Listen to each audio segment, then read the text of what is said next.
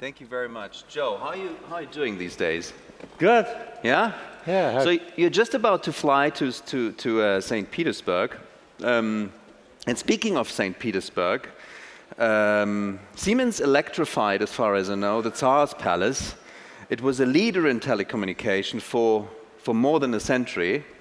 And it has driven the automation of manufacturing quite a bit. From the viewpoint of a company that has experienced so many and several paradigm shifts already, how would you, or what's so special about digitalization, about this current paradigm shift in industry history? It's actually special because everyone thinks it only affects the others. But the question is, how do you lead a company which, as you said, with almost 360,000 people all around the world, a company which is about 300 million euro revenues per day, into a space where people get the notion that something happens around us, and it happens so quick, and if we don't really find out what this is and don't adapt, we're going to be gone in 10 years. In 10 years? Oh, yeah. What makes you so sure about that? Because that's not a long time for a company that existed 170 years. Well, is there anyone here from a startup? 10 years, is that a long time? Huh? It's a long time, right? So 10 years depends on what you look at.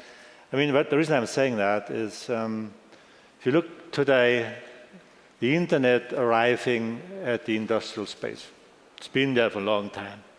And we all like it, except we've been those book stores on the corner. They probably don't like it because they are gone by now, because everyone goes after Amazon and makes it simple. So there is a massive paradigm shift in the value chain of any company. And what the internet does, among other great things, it cuts out the middleman. It cuts out the weak links of a value chain. So now if you've got value chains in healthcare, in energy management, in industrial automation, in mobility, in building technologies, I hope I haven't got anyone, because otherwise, the rumors is being spread that we sell some off, which probably is not true. If you look at those value chains and just assume that the next 10 years that value chain is cut in half, then you just got to do something about it. And that's why, we said in the management team, what exactly is it that makes us strong? Is it size? Big? Absolutely not. Is it speed?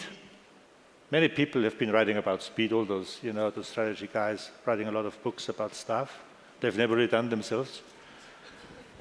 They say, it's got to be fast. Got to be fast. Speed is important. It is, except there is a minor detail to that, and that minor detail is you need to know where you're going. Because if you don't, then you just arrive at disaster earlier. So the question is, what is it that makes companies survive? Big companies survive, big companies which are incumbents in spaces. Well, I believe, the answer is I don't know, but what I believe makes the difference and what I believe matters is adaptability.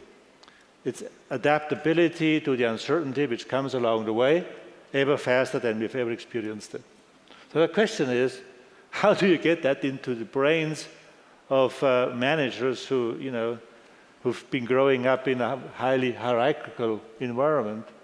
And how do you get this into the brain of people, who've been serving the company well for a long time, but really, doesn't matter anymore what it is. So the question is, what is the purpose which we are doing? But when you speak of the necessity that it's not just important to know where you come from, but also especially where you want to go, so what's the next big thing of Siemens, where you want to go? The next big thing in Siemens is that we basically are the ones who create the new value chain of electrification, automation, and the digital enterprise in our space. This is about digital factory, what the Germans call Industry 4.0. This is about a transformation from experience-based to knowledge-based healthcare. And it is about energy management, which is way different of what it used to be in the past. In the past, we had one big power plant. It was a nuclear power plant or a huge coal-fired power plant, and there was this thick of wires going to a substation, and then electricity was distributed to a customer. Today, we've got multiple sources of energy, from solar power, from wind, from fossil, from other areas. So someone needs to manage the grid now. It's called smart grid, highly digital. It's about the weather forecast in 5 days. It's about looking what the demand is and bring those things together and make and optimize the grid. Massive paradigm shift. Factory. You know, if you look at mobility, you said, what's the next big thing? One of the next big things is the massive change of mobility. Cars, which obviously matter in Germany, about 1/3 of the whole GDP is somewhat related to the German car industry. And there the value chain will be cut in half. In a few years from now, and you know all that, you know, people will still have cars. But are they going to own them? Absolutely not. Do they want to bother with parking spot, the driving, and all that stuff? Absolutely not. Will the car look like as it used to look today? Absolutely not. It's something, hardware still, not beam me up, Scotty, but hardware, but it's going to be a different purpose. The purpose is get me from point A to point B, you know, in a quick, meaningful, stressless way, so that I can do my thing, you know, do my job, listen to music or do something else. And that will create massive paradigm shifts in our industry. And for us, the big thing is to support it and be in the forefront of helping our customers to get the job done. So huge chances for Siemens. However, nevertheless, there is, I don't want to offend you, Joe, but many people see Siemens still as very big and very sluggish and very bureaucratic, as every large company probably. So will corporations like yours be fast enough for this development? First question. Or will they just die out like dinosaurs? Well, we're not going to die out like dinosaurs, I guarantee you. Are we going to die out because we go off the cliff, because we were wrong in what we do, in our change? Maybe. But I guarantee you, we're not going to sit there and wait and see how things are going and then just go away, because we know how that feels. We know how that feels. If you look at Siemens, you know, it was founded in 1847 by a gentleman called Werner Siemens at that time. The font came later. And it was founded not in a garage, you know, but in a backyard. So which is kind of the same at that time. Well, the point is, you know, there was no garage built yet in the Silicon Valley, and people already had backyards in Germany. So what does that tell us? Whoever is twittering and tweeting, this is a good tweet. What does that tell us? We know how that works. There is no reason to be scared that we can't do it again. That's the positive. So when that was founded, you know what the company was founded with? With a pointer telegraph. I guarantee you 80% of this audience here don't know what it looks like. I wouldn't have either if you didn't show me. Pointer telegraph, that was the foundation, that was the root of the company for telecommunication. And it just happened that in the 80s, Siemens was about an 80% global market share leader in telecommunication.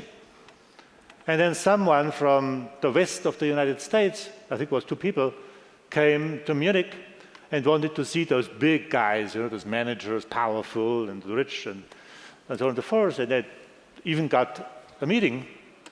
And they said, hey, you know what? We actually believe you're a young company, you know, but you're a big company, you're strong in telecommunication, you are, you know, our example. You know, we actually think that it could be possible, you know, to make phone calls over the internet. Now people said, gotta be crazy. There's no way in hell that will ever work. And if it worked, we would have been the ones to invent it. So go to hell. And they didn't go to hell. They went back and, you know, found someone else to support a little company which is called Cisco. And the rest you know. And if you see what happened to Siemens in telecommunication, it was the founding product. It was the glory of the 70s and 80s. The telecom sector in Siemens made more money than everyone else together in Siemens. Okay? It was the incident, which was one of the two incidents, which were two of the darkest moments in our company. One was what we call compliance crisis. You could also say, of course, corruption scandal probably hits it more. Darkest moments in the company.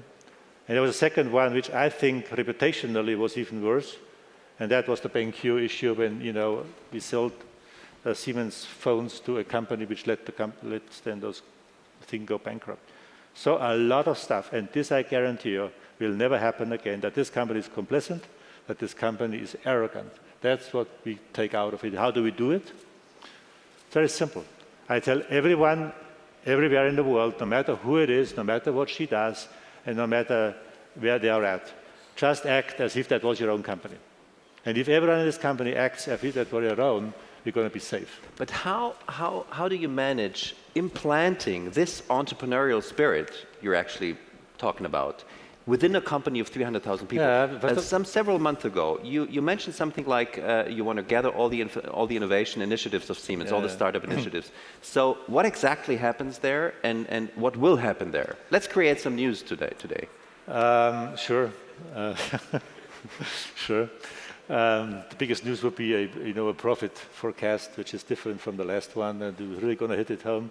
But no, seriously, this is a very important question. This is about innovation. The lifeblood of this company is innovation. The destiny of our country is about innovation. So we are very clear on what it is. The question is, what will innovation look like in the future? What actually does innovation look like today? And this is different from it used to be. The old days, innovation was about a cubicle, preferably, a separate office, and someone who was all by him or herself, writing down the patents and the invention, not sharing, and then, go out to the boss and say, hey, aren't I great? Today, it's different. People want to share. People want to do startup. People want to be able to fail, try new things. So the question is, how do you get this in a company like us? Well, the answer is, I don't know. But we have a plan to figure it out, and it's called Innovation AG. That's the working title. Well, that's a working title, right? It's a working title. I'm glad. Sure. Well, we have a good experience about creating new names. So what's going to be the real what's going to be the real title then? That's the news aspect I was mentioning. It's going to be interesting. You call it interesting? No, the title will be interesting. Okay.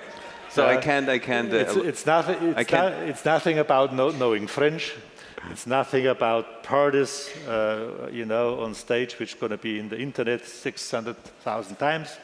It's going to be different. Okay. Is it going to be any better? I don't know. But do us a favor. Tell us first. Absolutely. Okay. The Innovation AG has the purpose to combine the aspects of a big, strong company with the spirit, the speed, the culture of startups. So now, how do we do this? Well, we create a company in the company which can do exactly what startups do. Live somewhere in a garage, have a nice couch to sleep on if they, get pizza without the signature of your boss to eat, and everything like that. Just a free world of innovation. First. Secondly, so all the freedom what the startups like, creativity, everything else. The freedom to fail. But you also get a business plan. Everyone in the company can join. Outside people can join, come in, have a new idea in certain sectors. One of the sectors is advanced robotics. The other one is mass storage. The third one is molecular diagnostics and what it does to imaging. So those are the areas where we have our people come in and be good. So why would any startup join this one? Because they would have the same thing in Berlin and thing. Well, they would join because they have access to the power of this company. Financial resources, market access, and defend themselves against things. So also first client. Give you one example. Startup comes in, works really hard, that's great, got a great idea, and then one day the startup company, let's say Berlin or Martinsried or Munich, receives a letter from the postman, like a real letter, we need to sign that you have received it, no email. And then the letter says, let's assume big company in the United States. Says, well, we are the law firm XYZ, and we act on behalf of company XYZ, and we have recognized that your idea your business actually violates patent number ABCD6, patent number da-da-da, patent number da-da-da. So we urge you to immediately cease your operation, otherwise you're going to take serious actions. If you receive such a letter as a startup, you have an 80% chance that you're going to be gone. Guarantee you. Because even the cost of defense, is something which are in no budget. And venture capital funders don't like lawsuits with big companies in America. So in Siemens, we just happen to have 255 patent lawyers in our company. Now you may tell me I way too many, maybe. No, I didn't. Maybe. Well, but then, I say, okay, come on, you and you, from the patent office, you now go over to those guys and help them. It makes a difference. The benefits of a big company. Then you have a real great product, right? Example number 2, have a real great product. And well, there is this company in Australia, and there's this other company in Canada, and then the other one is down in South Africa. Those would be the real customers.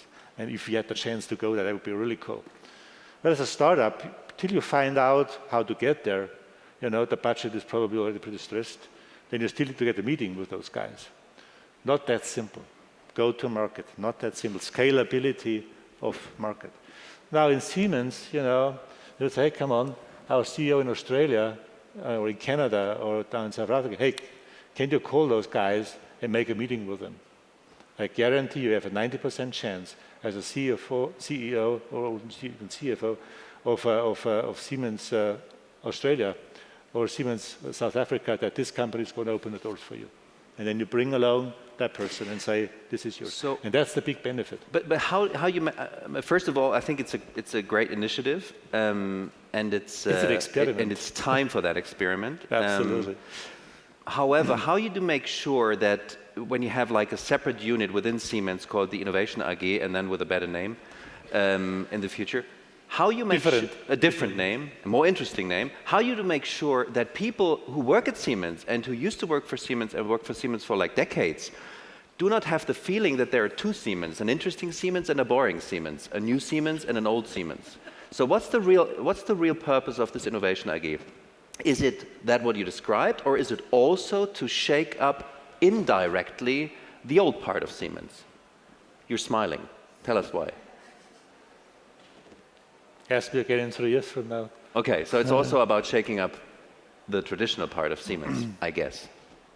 Okay, I take that as a yes. Joe, there's another thing. You just described very interesting how you change the structures within this huge entity. There's one thing out there which is kind of an enigma of the marketing people and the enigma of everybody. One called it the Generation Z, the other called it the Generation Y. Another people call it the millennials. How do you want to attract them? Because you need those people in order to change the company from within. How does Siemens become attractive for those people? It's not just about pizza cartons and about garage. No, it isn't. It is about the purpose. It is about the purpose a company has. Today, good people, not necessarily young people, good people, people who have kept a young mind, they can be as aged and as seasoned as they want to, but they have this, this mind. People ask about what is it that your company does? What's the purpose of your company? What do you want? What's the public value also, right? It's about values. It's about the purpose. And I always tell them, look, this company, this is about energy management, this is about healthcare, this is making life better. This is actually not a business to business. This is a business to society. We want to make a difference for society. And you would not believe how massively that gets to people. Say, what exactly is it? I say, well, if you do energy management, do renewables, bring the cost down for renewables, we make a difference in the lives of people. If we are getting into molecular diagnostics, combine that with imaging, we make a difference in the life and in the treatment of people. If we get the cost down for healthcare, we can access the next 1 billion of people in this planet who do not receive healthcare today because they can't afford it. And this is something which really clicks. The only one minor detail to that is you need to act like it. Don't just talk a lot or write a lot of emails or press releases. Act like it. Yesterday tell you an example. Small things. Yesterday was going to work, so I was picked up. And then, driver said, hey, today we need to go to the back entrance. Actually, we need to go down in the garage, underground garage, and then go up. And I said, what's wrong? Why can't I go into my company in the front door? And I said, it's not really cool because there's a lot of demonstration happening there. And I said, hallelujah. And I said, what is it? What is it? Yeah, well, there are lots of environmental activists. They have demonstrated about some hydropower projects in Brazil, and so on and so forth. And I thought this was, this Aqua Sarca, where this was this human rights issues and so on. And then we went to the garage, and this is what the boss has to say: do what your people tell you. And then I was looking down and I said, what's wrong with those people? Who is it actually? Are those guys who just make a lot of noise? No, it's Greenpeace. And I like Greenpeace. So I went out,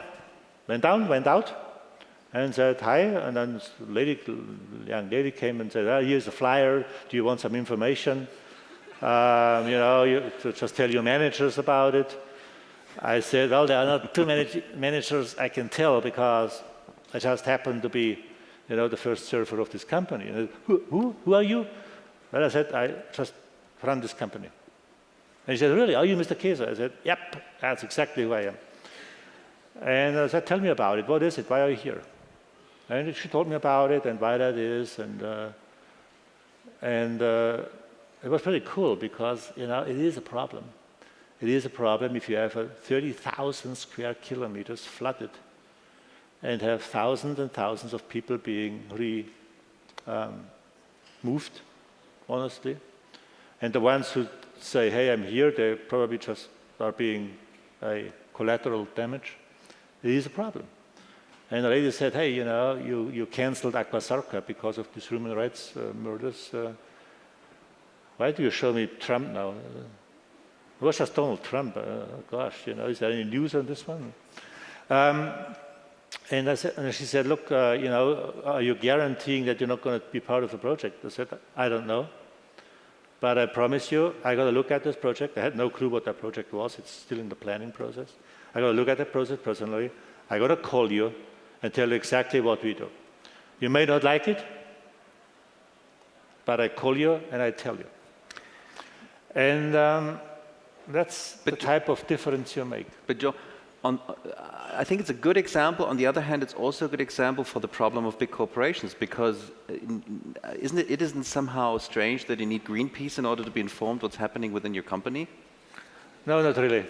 And if I was a startup, if you're a family business, small family business, in the morning at breakfast you have the management Vorstandssitzung, management committee. For lunch you can do the supervisory board. And in the evening for dinner, if you still have time, you can do the annual shareholder meeting. And that's how you run a family business. In our company, man, look, 300 million a day, 360,000 people, I need to rely on my people. And I do. Because if I can't rely, I need to do something different. I need to change those people. And not know anything better. Some media are sometimes accusing me about wanting to know everything better. The contrary is the case. I just want to be able to rely on people. So no, I don't know anything in this company. Sometimes, I wished, but honestly, I better not know because we have our people to do it. So in a nutshell, I think this is all about our people. It's all about giving them a purpose. And it's all about, putting your action where your mouth is. You can also say credibility. Is it simple? Absolutely not. Are we still sometimes bureaucratic as hell? Absolutely. Do we sometimes complain in the managing board on how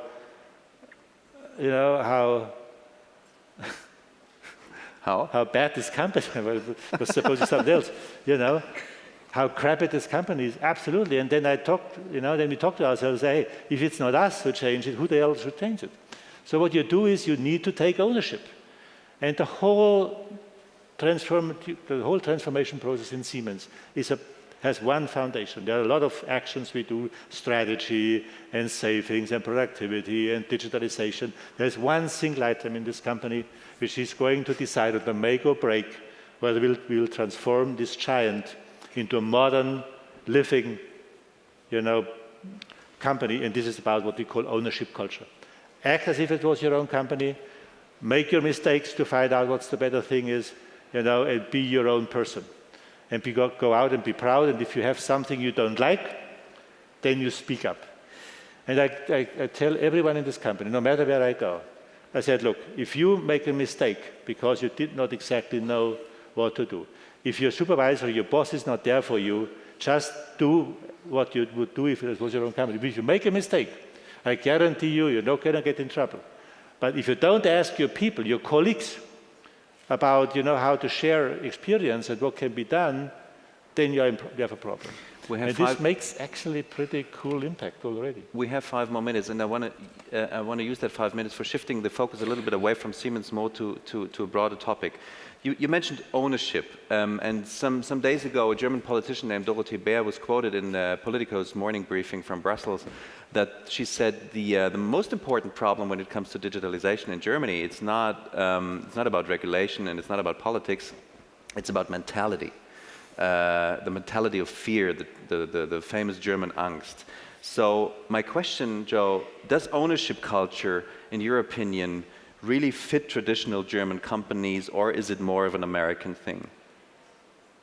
No, it's neither American nor German nor anything else. This is about humans. This is about people. This is about a value development in our society. And this is not geopolitical or geographical issue. It is, of course, the Germans have problems. Germans have problems. Have a problem. I got a problem. The people in the United States have a challenge. And the more you talk about it, the more it becomes an opportunity. However, if you look at what has happened in the United States recently, focus is shifting towards we have a problem. Not just in Houston. We have a problem. So why is that? Because society has lost the enthusiasm.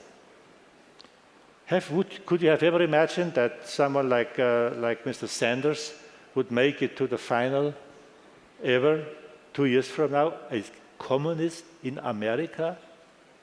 Come on. Why is that possible? Because society lost the spirit. The American dream, unfortunately, more and more becomes a nightmare for people. That's how they perceive it. And that's a real problem. And this is about leadership. We need to go out and explain to people what digitalization does for them. And I'm going to give you an example because this is really important. We all talk about digitalization, the Industry 4.0, Internet of Things, the digital age, and what have you, and startup and everything else. If you ask people, what actually is digitalization all about? Tell me exactly. What does it mean for you? Or for you? Or for you? Tell me exactly. Make life easier. Yeah, for the ones who have the benefit. But what happens to the one who get out of business? Kicked out and have a problem to survive. Then what? So digitalization is going to take out the middle class. Digitalization is 1-0. 1-0. It's not the analog development over time. So what we do is, in the middle class, because not everyone is a software engineer, the middle class is going to get thinner. Polarization takes place. People, out of 10 people going out of the middle class, 1 goes up, 9 go down. And I guarantee you, if something is to stop the digital movement, it is about a societal unrest. Because that class who goes down, they have nothing to benefit from. And even if they can, they can buy their shoes over Zalando or get the books or whatever on Amazon, if they don't have the money to do it, they don't think it's a good idea. But I want to tell you something about digitalization, because this is very important for us as companies and as leaders, and every one of you too, everyone in this room. When we had the Hanover Fair, it was this gladiator building up between the American companies and the European old-fashioned type of guys. Everyone said, well, now digital age, Hannover Fair, this will be the moment of truth. The Googles and the likes and GEs and what have you, and this old German, European type of crap. Now let's see how that goes, right? And we were all a bit, I don't know, I was not really sure. So Hannover Fair came, Mr. Obama, Air Force One, Eagle landed, and then the show-off started. And then two things. First, all our American friends, I think, have well understood who talks about digital industrialization and who really does it. Big difference. They have gotten the message. Very good. But the other topic is, when there was this going around type of stuff with Chancellor Merkel and President Obama. They've been music in a few companies, KUKA, for example, just happened to also be in Siemens. So the guys were coming in, protected by about 300 Navy SEALs on the back, and they told me, you've got 8 minutes. You've got 8 minutes. Okay? Got 8 minutes. So they come in and said, hey, this is Siemens, and so on. And the president said, hey, Joe, now you're Siemens, tell me about what the digital industrial internet is all about. I said, well, Mr. President, they have two options today. One is I show you the whole 3,000 square meters or 30,000 square foot and explain that to you. You may need to call Air Force One that you're going to have a later takeoff. So that was the first time that someone was kind of taking me on my jacket and say, gotta go, gotta go. I didn't want to miss the opportunity, so I didn't respond to this little reminder. And the other option is that I tell you an example. Now tell me an example. Okay, I said, look, this is a golf club. This is a golf club. And I said, look, this golf club comes from a company in the United States, and we actually do something for them which you really will like. Yeah, well, tell me what it is. Tell me what it is. I said, okay, look, with this company, we have a digital simulation tool, yeah, where we kind of measure the body, the strength, the height, everything of that person, simulate the golfing movements, and then we individualize this golf club. Yeah, so we make it to order. This company makes it to order at almost the same cost as mass production. This is digitalization, what it does. Takes down lot size 1 productivity. And it sells it at 3 times the price because it's individualized. So massive thing. And he said, well, this is really cool. He was trying it. And he said, Mr. President, actually, look, it says, yes, we can. So this golf club is yes, we can. And you might have more time now, obviously, so happy to get that for you. And then I looked at the chancellor. She was getting a bit, the smile was getting so I thought, And I said, Ms. Chancellor, this is your golf club. The only one problem with that golf club is it has a delivery time of 5 years because we want you to be there for the next 5 years and you don't have time, because you need to lead Germany. So the smile went up again, it was great. So what is the lesson from that story? What's the lesson? The lesson is, if you ask the American president today, what is digitalization all about? You know what he tells you? It makes me a better golfer. It makes me a better golfer. So what's the lesson learned? The lesson learned is that we need to explain to our people, no matter where they are, what they do, and where they are at. What's in for them? And it comes back to what you said. What is in for me in this thing? And it's got a lot of leadership because there is a lot of incidents where we need to tell our people, hey, you know what? It's not going to be anything good for you because you may lose the job. And that's really the big challenge of bringing digital to society. Explain what digitalization does for us, for everyone, for you, and for you. And this is this honesty, this leadership, which we need to provide as leaders of a company to anyone in the society. If we don't do this, this is going to raise hell and high water because it will cliff away the winners and the losers. So this is a massive societal challenge. I guarantee you. Thank you very much for your frank, open, and clear words. As far as I know, we're